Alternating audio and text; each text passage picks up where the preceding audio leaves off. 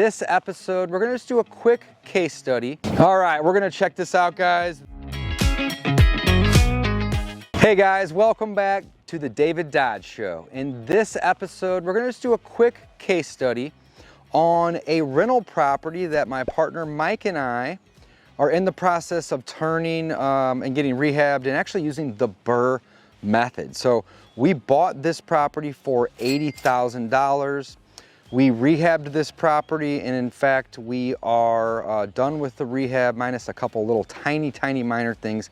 And we've even already rented the property. However, the tenants haven't moved in quite yet. We just refinanced this property last week, and we ended up having to leave about $6,500 in the property. Now, when we do BRRRRs, ideally, it's little to no money, and the goal is to leave $0 in the property. But in some cases, we still have to leave a little bit of money in the property, and that's okay, especially when it's only a couple thousand. In this case, it was about $6,500. The property appraised for almost $140,000. So in theory, if I were to buy this property and not use the BRRRR method and not fix it up and not go in and refinance it, I'd have to leave 20% or bring 20% to the table. And on a $140,000 appraised property, that would mean that I'd have to bring almost $30,000 to the table to acquire this rental property. And in the end, we ended up leaving $6,500 in it. So you can see the difference between $30,000 and only $6,500. Now, if I was able to buy this property at a little lower price, or if I was able to rehab it for a little cheaper than I ended up spending, I would have achieved that $0 out of pocket in the end, but not the end of the world that we had to leave a few thousand in this property. The beautiful thing is this is a 30-year loan that we used, and if you want me to connect you with my #1 favorite lender that can help you also get 30-year loans in your LLC, there'll be a link below this video where you can connect directly with my team and we can help you get those loans. So we're gonna walk this property and just do a quick case study here, and we'll review the numbers once more at the end. Let's check it out. All right, we're gonna check this out, guys. This is a property, again, we purchased it, we've already rehabbed it, and we've already rented it and refinanced it, and the tenants should be moving in here in the next couple of days. So you'll notice that we did new flooring at the property.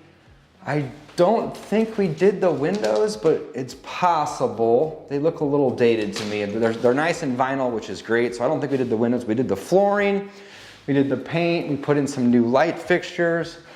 Let's walk over here and see the kitchen. And it looks like we did do some new countertops and maybe some new appliances in here. The cabinets, I can't tell if they're new or not. They actually look like they might be new. So we might have done new cabinets. Yeah, they look new. Yeah, yeah. New cabinets and new countertops, new appliances. And this place was just trash when we bought it. So cleaning it out and cleaning it up actually really went a really long way. Let's check out the bedrooms. I believe this is a 3-bedroom, 1 bedroom, 2 bedrooms, 3 bedrooms. This, I was right. So it's a 3-bedroom home, but the beautiful thing is we have 1.5 bath. So in the master bedroom, which we are here, you can see, I'll get out of your way, we have a half bath, which is great because it actually helps with the appraisal, it helps with increasing the amount of the rent, and it helps with the desirability of the home in itself. People want to rent this if they have a half bath in the master versus not, right? So love having those half baths, which is great. So we have a 3-bedroom, 1 full bath, 1 half bath. Here is the full bath, and it looks like my team has not only done new flooring, but it looks like we've done a new toilet and maybe even a new surround. They painted everything. It looks really, really good. Let's head to the back of the property. Here's our family room. It's a pretty straightforward property. You know, it's really nothing that's too crazy about this particular property. We have a sliding door here. Nice little deck off the back. and it looks like our condenser is one thing that we didn't get to. We probably ran out of money on this one. I know the rehab on this one was a little bit higher than we had hoped for, and that's why we had left a little bit of money in the deal. But in the end, you know, it still makes for a great rental property. It's going to cash flow $500 a month, and we'll be all in it.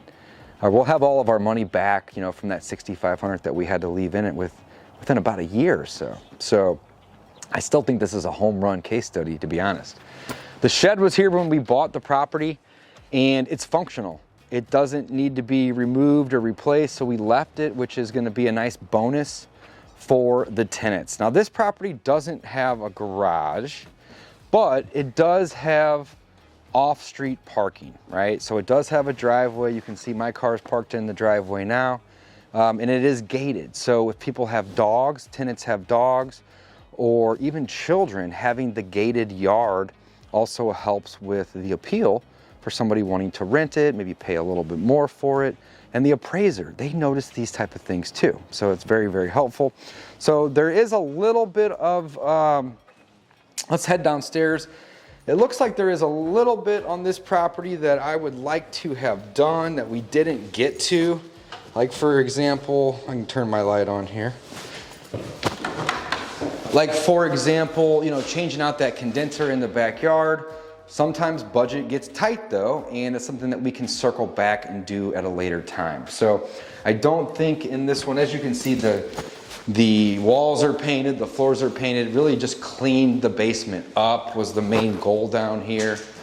And you have a nice bit of bonus down here. It's nothing special, but it's clean and it's easy for the tenants to say, hey, I can make this a TV room, or hey, I can make this a bonus sleeping area. Can't necessarily use this as a bedroom down here, but you do have a lot of bonuses. So this right here, yeah, perfect little bonus office, bonus sleeping area. And really you have two big areas right here, which is really nice because they can use this for whatever they want. Now back here is gonna be the utilities. And there was actually a shower right here. And we just went ahead and capped it. It didn't make sense for us to try to replace the shower. Ripping it out was gonna cost more money than it's worth. And you know, people can just use this for storage. So we just capped it, and we didn't need to put that back in, which was great. We did do a new plumbing stack. This is brand new.